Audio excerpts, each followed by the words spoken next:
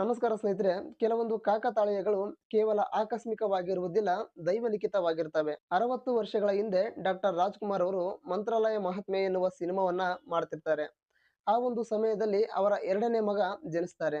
ರಾಯರ ಸಿನಿಮಾವನ್ನ ಮಾಡುವಾಗ ಮಗ ಜನಿಸಿದ್ದಾನೆ ಎನ್ನುವ ಕಾರಣಕ್ಕೆ ಆ ಮಗುವಿಗೆ ರಾಘವೇಂದ್ರ ರಾಜ್‌ಕುಮಾರ್ ಎನ್ನುವ ಹೆಸರನ್ನ ಇಡ್ತಾರೆ.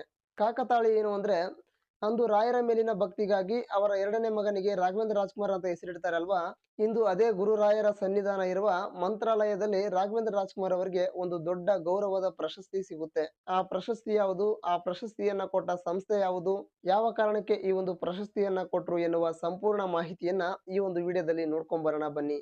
ಅಮೆರಿಕದ ಫ್ಲೋರಿಡಾದಲ್ಲಿರುವ ಯೋಗ ಸಂಸ್ಕೃತಂ ವಿಶ್ವವಿದ್ಯಾಲಯವು ರಾಘವೇಂದ್ರ ರಾಜ್‌ಕುಮಾರ್ ಅವರ ಕಲೆ ಮತ್ತು ಸಮಾಜ ಸೇವೆಯನ್ನ ಗುರುತಿಸಿ ಅವರಿಗೆ ಗೌರವ ಡಾಕ್ಟರೇಟ್ ಪ್ರಶಸ್ತಿಯನ್ನ ಕೊಟ್ಟು ಗೌರವಿಸ್ತಾರೆ. ಈ ಒಂದು ಪ್ರಶಸ್ತಿ ಪ್ರದಾನವು ಶ್ರೀ ಗುರು ಸುಬುಧೇಂದ್ರ ತೀರ್ಥರವರ ಸಮ್ಮುಖದಲ್ಲಿ ಮಂತ್ರಾಲಯದ ರಾಯರ ಸನ್ನಿಧಾನದಲ್ಲಿ ನಡೆದ ಗುರು ವೈಭವೋತ್ಸವ ಕಾರ್ಯಕ್ರಮದಲ್ಲಿ ಈ ಒಂದು ಪ್ರಶಸ್ತಿಯನ್ನ ಕೊಟ್ಟು ಗೌರವಿಸ್ತಾರೆ. ನಿಜಕ್ಕೂ ನಾವೆಲ್ಲ ಮಂತ್ರಾಲಯಕ್ಕೆ ಹೋಗುವುದೇ ಪುಣ್ಯ ಅಂತೀವಿ. ಈ ಒಂದು ಸ್ಥಳದಲ್ಲಿ ಇಂಥ ದೊಡ್ಡ ಪ್ರಶಸ್ತಿ ಸಿಕ್ಕಿರೋದು ನಿಜಕ್ಕೂ ರಾಜ್ ಕುಟುಂಬ ಮಾಡಿರುವಂತ ಪುಣ್ಯದ ಕೆಲಸಗಳೇ ಇದಕ್ಕೆ ಮುಖ್ಯ ಕಾರಣ.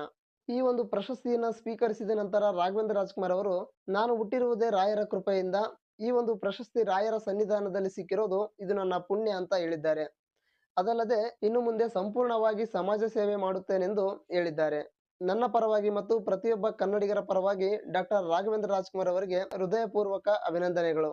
ಇದಿಷ್ಟು ಈ ವಿಡಿಯೋದ ಮಾಹಿತಿಯಾಗಿತ್ತು. ಈ ಮಾಹಿತಿ ನಿಮ್ಗೆ ಇಷ್ಟ ಆದ್ರೆ ಲೈಕ್ ಮಾಡಿ, ಕಮೆಂಟ್ಸ್ ಮಾಡಿ, ಶೇರ್ ಮಾಡಿ. ವಿಡಿಯೋವನ್ನ ಪೂರ್ತಿಯಾಗಿ ನೋಡಿದ್ದಕ್ಕೆ ಧನ್ಯವಾದಗಳು.